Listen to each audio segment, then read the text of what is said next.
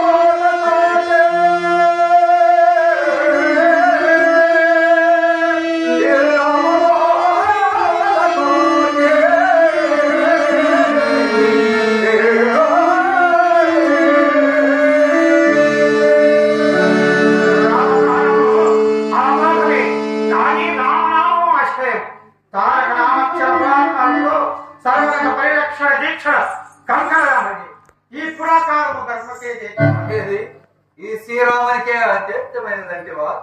శ్రీరామతత్వము రాముడికే అత్యంతమైనది. నాలో చచ్చుడు రామామృత జ్ఞానముతో పరవశమైంది. కోటి రామనామములతో ప్రతిధ్వనించిన ఆ మధురాధారము నా హృదయంలో లేదా రామా? నీకు నీకు ఒక్క హృదయం, ఆ హృదయం ముందు నేనుంటినా?